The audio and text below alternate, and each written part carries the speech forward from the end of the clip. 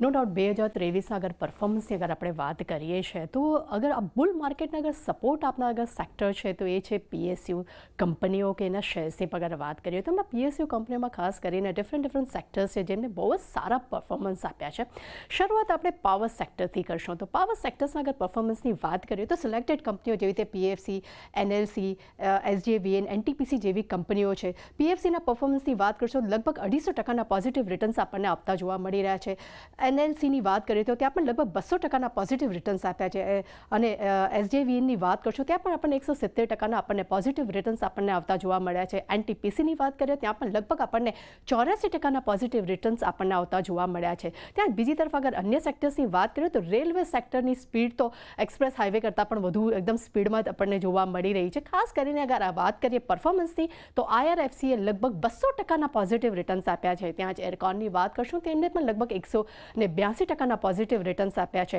RVNL અગર પરફોર્મન્સની વાત કરીએ તેને 160% પોઝિટિવ રિટર્ન્સ આપણને આવતા જોવા મળ્યા છે. ત્યાં જ રેલટેલ અને બીએચઈએલની વાત કરશું ત્યાં પણ લગભગ આપણને 130થી 135% પોઝિટિવ રિટર્ન્સ આપણને આવતા જોવા મળ્યા છે. ત્યાં ડિફેન્સ સેક્ટર્સના અગર વાત કરીએ તો એનું પણ ખૂબ જ મજબૂત પરફોર્મન્સ જોવા મળ્યું છે. તેમાં ખાસ કરીને મજગાંવ ટેકની વાત કરીએ 195% રિટર્ન્સ આપણને જોવા મળે છે. શિપયાર્ડની વાત કરીએ તો લગભગ 150%થી વધુના પોઝિટિવ રિટર્ન્સ આપ્યા છે.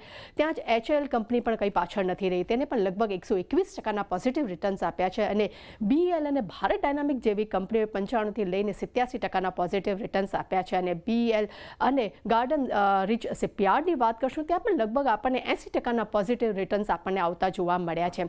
ત્યાં અન્ય બીજી સરકારી કંપનીઓ પરફોર્મન્સની પણ વાત કરીશું તો ખાસ કરીને હુડકોની વાત કરીએ તો હુડકોમાં લગભગ આપણને 120% પોઝિટિવ રિટર્ન્સ આવતા જોવા મળ્યા છે. ત્યાં ફેક્ટની વાત કરશું ત્યાં પણ 115%, હિન્દ કોપરની પણ ત્યાં પણ લગભગ આપણને 115% પોઝિટિવ રિટર્ન્સ આપણને જોવા મળ્યા છે. ત્યાં જ એમએસટીસી અને એનબીએફસી પરફોર્મન્સની વાત કરશું ત્યાં પણ લગભગ આપણને 106થી લઈને 111% પોઝિટિવ રિટર્ન્સ આપણને જોવા મળ્યા છે.